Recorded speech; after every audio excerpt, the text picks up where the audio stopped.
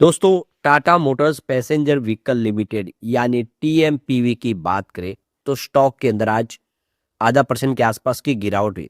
अब ये गिरावट के पीछे वजह बाजार में इस समय गिरावट का माहौल बना हुआ है। लेकिन जो सबसे बड़ी बात यह है कि टाटा मोटर पैसेंजर व्हीकल अब देख सकते हो कि अलग कंपनी बन चुकी है और टाटा मोटर कमर्शियल व्हीकल का जो बिजनेस है वो टाटा मोटर्स लिमिटेड के नाम से आगे आने वाले समय बाजार में लिस्ट होने वाली है। अब इसको लेकर दो कंपनियां इससे बढ़ गई तो सवाल ये निकल के आता है कि इंडेक्स में उन दोनों को जगह मिलेगी या नहीं। इसको लेकर मार्केट एक्सपर्ट का क्या कहना है वो समझेंगे।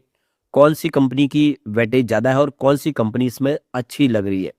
और दूसरी तरफ यहाँ पे देखो कि एफ&ओ में भी बदलाव हो चुका है, नए कॉन्ट्रैक्ट शुरू हो चुके हैं। उसको लेकर मार्केट एक्सपर्ट की क्या संभावना है और कब तक बाजार में लिस्टिंग की संभावना बन रही है, क्या प्राइस से हो रही है। कुछ और बड़ी अपडेट है यहाँ पे कंपनी की तरफ से एक्सचेंज को जानकारी दी है कुछ, उसको भी समझेंगे इस वीडियो के माध्यम से। लेकिन फ्रेंड्स, उससे पहले अगर आप पहली बार हमारे चैनल पे आए तो चैनल को सब्सक्राइब कर दीजिए, एक बेल आइकॉन दबा दीजिए ताकि जब भी नया वीडियो बने पहला नोटिफिकेशन आपको मिले। वीडियो पसंद आए तो लाइक से जरूर कीजिए। चलो फ्रेंड्स, वीडियो स्टार्ट करते हैं। मैं हूं आपका दोस्त एस बी दवे और हमारे अपने चैनल ऑनलाइन कमाई में आपका बहुत बहुत स्वागत है। सबसे पहले टाटा मोटर पैसेंजर व्हीकल के कारोबार की बात करें, 405 पर आज क्लोजिंग देखने को मिली 0.51% की गिरावट के साथ। वैसे 400 रुपये की प्राइस इसने नई डिस्कवर की थी फिर से बाजार में लिस्ट होने के बाद। वही प्राइस के आसपास स्टॉक आपको ट्रेड करता हुआ दिखाई दे रहा है और ये अच्छी बात है कि इसने अपनी प्राइस को मेंटेन रखा हो जबकि बाजार में गिरावट का माहौल है। अब आप देखिए कि क्लोजिंग कल की 407 के आसपास थी और कमजोर शुरुआत हुई 406 पर। इंट्राडे में फिर से इसने 407 का स्तर पाया, लेकिन स्टॉक में जो बिकवाली उसकी वजह से 401 तक चला गया था। लेकिन आप देखें क्लोजिंग उससे ऊपर की तरफ हुई है, लगभग 405 के आसपास। तो ये साबित करता है कि ये स्टॉक अभी 400 के नीचे नहीं जा रहा है और एक फेयर वैल्यू पे ट्रेड कर रहा है। अभी इस स्टॉक ने लॉन्ग टर्म में लोगों को कैसा रिटर्न दिया वो अगर आप देखें तो पिछले एक साल में जिसने भी इन्वेस्टमेंट किया उसको नुकसान हुआ है। 18.25% के आसपास की आपको गिरावट देखने को मिलेगी। तो स्टॉक आपको ये पता होगा कि लगभग 1179 तक चला गया था। वो स्टॉक इस समय देख सकते हो कि काफ़ी नीचे आ गया। लेकिन 2 ईयर के हिसाब से जो रिटर्न है वो पॉजिटिव है, लेकिन बहुत कम 3.9% का ही इसने पॉजिटिव रिटर्न दिया। पिछले 2 साल में कोई खास प्रदर्शन नहीं किया। 3 ईयर के हिसाब से थोड़ा ठीक है, 54% का इसने पॉजिटिव रिटर्न दिया है। जिसका भी निवेश 3 साल के हिसाब से उसको रिटर्न बेहतर मिला है। लेकिन 4 ईयर के हिसाब से रिटर्न और कमजोर है, करीब 33.66% का ही रिटर्न दिया है। सबसे शानदार रिटर्न उसको मिला जिसने 5 साल के हिसाब से इन्वेस्टमेंट किया, 375% का जबरदस्त रिटर्न दिया है। अब आपको पता होगा कि कोविड काल में स्टॉक 60 रुपये तक आ गया था, वहां से बहुत बेहतर किया और ये जो सफर है इसने काफी जबरदस्त तय किया 60 से 1179 का। और अब आप देखें कि पूरा का पूरा मामला बदल गया है, कंपनी 2 हिस्सों में बढ़ गई है और आने वाले समय उम्मीद है कि अब यहाँ से टाटा मोटर बेहतर करता हुआ दिखाई देगा। अब यहाँ पे जो बड़ी अपडेट निकल के आ रही है, टाटा मोटर्स ने एक्सचेंज को जानकारी दी है कॉन्फ्रेंस कॉल को लेकर। तो कंपनी की यहाँ पे देख सकते हो कि कॉन्फ्रेंस कॉल होगी 14 नवंबर 2025 को शाम को 6:30 बजे। तो ये देख लो कि इस कॉन्फ्रेंस कॉल के दौरान ये अर्निंग कॉल जो रहेगी, इस अर्निंग कॉल में पूरा जो रिजल्ट है उसको डिस्कस किया जाएगा मैनेजमेंट की तरफ से। सीनियर मैनेजमेंट इसमें हिस्सा लेंगे और सारे सवालों के जवाब देंगे। तो कॉन्फ्रेंस कॉल के दरमियान आप समझ लो रिजल्ट में क्या क्या कमी रह गई या क्या अचीवमेंट क्या, वो सारी जानकारी शेयर की जाएगी। और इसीलिए आप देख रहे हो कि इसकी जानकारी शेयर की गई है कि ये इस कॉन्फ्रेंस कॉल का आप हर कोई हिस्सा बन सकते हैं। तो अब कंपनी बदल दोनों डिवाइड हो गए तो रिजल्ट भी अलग ही होगा। तो जो टाटा मोटर पैसेंजर व्हीकल की तरफ से यानी टीएमपीवी की तरफ से आप देख सकते हो रिजल्ट यहाँ पे डिस्कस किया जाएगा। और आप देख सकते हो कि इस टीएमपीवी रिजल्ट की तरफ से जो संभावना होगी जिसमें मिस्टर पीवी बालाजी जो सीएफओ है टाटा मोटर्स के और मैनेजिंग डायरेक्टर आप देखें सीएफओ अपनी कंपनी पीवी बालाजी, वो यहाँ पे अपनी विचार रखेंगे।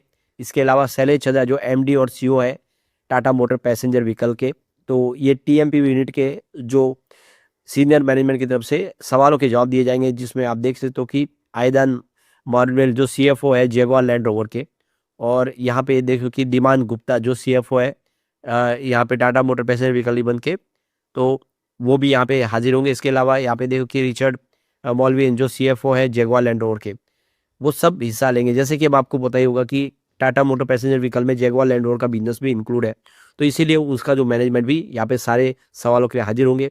तो इंडिया के टाइम के हिसाब से 6:30 बजे शुरू होगी और 8 बजे ये मीटिंग कंप्लीट होगी। इसका बाकी का सिंगापुर का टाइम भी दिया, लंदन का टाइम है, आप उसके हिसाब से देख सकते हैं। तो बिल्कुल यहाँ पे संभावना काफ़ी पॉजिटिव दिखाई दे रही है। अब यहाँ पे जो बड़ी अपडेट निकल के आ रही है, टाटा मोटर का डीमर्जर हो चुका है, कंपनी 2 हिस्सों में बढ़ चुकी है। तो अब आप देख सकते हो कि कमर्शियल व्हीकल का बिजनेस जो अभी बाजार में लिस्ट होना है, उसको लेकर यहाँ पे क्या जो पैसिव फंड है उसके इस लिस्टिंग के बाद क्या इम्पैक्ट पड़ेगा, क्या जो मार्केट इंडेक्स में उसको जगह मिलेगी या नहीं, अलग अलग सेंसेक्स और निफ्टी के इंडेक्स में वो रहेगा कि नहीं, और जो पैसिव फंड है जो इन इंडेक्स को ट्रैक करके ही निवेश करते हैं, क्या उनका निवेश बना रहेगा या फिर वो अपना निवेश यहाँ से हटाएंगे, क्योंकि वो सिर्फ इंडेक्स को ट्रैक करके निवेश करते हैं। तो आप देखो कि कमर्शियल व्हीकल का बिजनेस इसी महीने लिस्टिंग होने की पूरी प्रबल संभावना है, क्योंकि आप देखें इसकी जो रिकॉर्ड डेट 1 अक्टूबर से शुरू हो गई है, तो देख सकते हो कि 2 महीने 60 दिन के अंदर अंदर लिस्टिंग हो ही जाती है। तो बिल्कुल नवंबर में ही लिस्टिंग होगी, ऐसी पूरी संभावना बनी हुई है। और जो पैसिव फंड है उनका पोर्टफोलियो में क्या जगह रहेगी वो भी देखने वाली बात है। तो डीमर्जर की वजह से जो इंडेक्स प्रोवाइडर्स है उनको टाटा मोटर के वेटेज को रिवाइज करना होगा, क्योंकि 2 हिस्सों में कंपनी बढ़ चुकी है, तो उसका जो वेटेज भी कम होगा। तो देखो कि जो मेहता इक्विटीज के जो वाइस सीनियर रिसर्च एनालिस्ट है प्रशांत तापसे, उसका कहना है कि लिस्टिंग के दिन जो इसकी वैल्यूएशन अगर आप देखें तो जीरो प्राइस के साथ में एक डमी सिंबल के साथ इसको लिस्ट किया जाएगा, और वो टेम्पररी सभी इंडेक्स के अंदर शामिल रहेगा, चाहे वो निफ्टी 50 और निफ्टी 100 या फिर निफ्टी ऑटो में उसको शामिल कर लिया जाएगा। तो इंडेक्स की वैल्यू को बैलेंस करने के लिए ऐसा किया जाएगा, बिल्कुल रिलायंस इंडस्ट्रीज का जियो फाइनेंशियल डीमर्जर के वक्त किया गया था। तो ये देखो कि बिल्कुल सिमिलर प्रोसेस होगा, और उसके बाद में आप देख सकते हो कि ये रेगुलेटरी अप्रूवल के तौर यहाँ पे किस तरह से होगी। प्रशांत तापसे का कहना है रेगुलेटरी अप्रूवल के बाद वो लिस्ट हो जाएगा। रही बात प्राइस की, तो उन्होंने एक अंदाजा लगाया कि इसकी जो लिस्टिंग प्राइस 280 से 350 के आसपास रह सकती है। उस प्राइस के आसपास इसकी लिस्टिंग की संभावना बन रही है, उसी हिसाब से इसका वेटेज होगा। तो प्रशांत तापसे का कहना है कि जो इंडेक्स प्रोवाइडर है वो जैसे इसकी प्राइस डिस्कवर होगी तो डमी एंट्री की जगह इसको रिप्लेस कर देंगे, जो इसकी एक्चुअल मार्केट प्राइस है, जो नई लिस्टेड कंपनी की प्राइस होगी वो उसको वहाँ पे डाल देंगे। तो देख सकते हो कि जो टाटा मोटर की जो पैसेंजर व्हीकल की वैल्यूशन है वो तो इस समय वैसी लग रही है, काफ़ी ठीक लग रही है। तो उसमें तो इंडेक्स के बाहर होने की संभावना काफ़ी कम है। लेकिन जो टाटा मोटर कमर्शियल व्हीकल है उसको लेकर यहाँ पे सवाल है कि हो सकता है कि उसको इंडेक्स से बाहर होना पड़े। तो इसी को लेकर देखिए हर्षल दासानी जो हेड है बिजनेस INV एसेट PMS के, उनका कहना है कि पास टाटा मोटर का जो पैसेंजर व्हीकल का बिजनेस है उसका तो मार्केट कैपिटलाइजेशन में हाई है, तो वो तो बना रहेगा, लेकिन जो कमर्शियल व्हीकल का बिजनेस है वो यहाँ पे अगर एंट्री हो पाएगी कि नहीं वो उसके फ्री फ्लोट और लिक्विडिटी के ऊपर डिपेंड है। हो सकता है कि उसको मौका मिले या ना मिले। अगर ये कम हो जाती है तो फिर निफ्टी 50 से वो बाहर हो जाएगा और सेंसेक्स भी इसको रीबैलेंस करेगा। तो बिल्कुल ये देखने वाला समय हो किस प्राइस पे लिस्टिंग।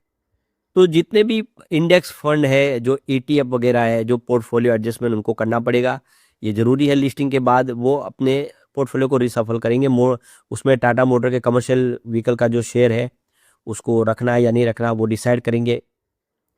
तो यहाँ पे देख सकते हो कि प्रशांत तापसे का कहना है कि टेम्पररी स्टॉक के अंदर जो कमर्शियल व्हीकल का शेयर होगा उसमें इनफ्लो और आउटफ्लो तेज हो सकता है, वॉल्यूम बढ़ सकता है।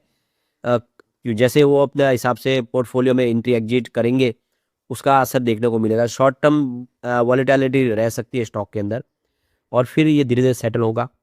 तो ये देख सकते हो कि आने वाले समय देखिए तो उसकी जो बेटर वैल्यूशन इसकी मिल जाएगी, उसकी क्लैरिटी आने के बाद यहाँ पे डीमर्जर के बाद जो फंड है वो इसको होल्ड करेंगे या फिर इससे निकलेंगे वो समझ में आएगा। लेकिन आउटलुक इसका जो है आउटलुक काफ़ी बेहतर है। तो लॉन्ग टर्म में पैसेंजर व्हीकल का बिजनेस तो होल्ड करेंगे, कमर्शियल व्हीकल के बारे में भी वो देखना होगा कि क्या होगा कि नहीं।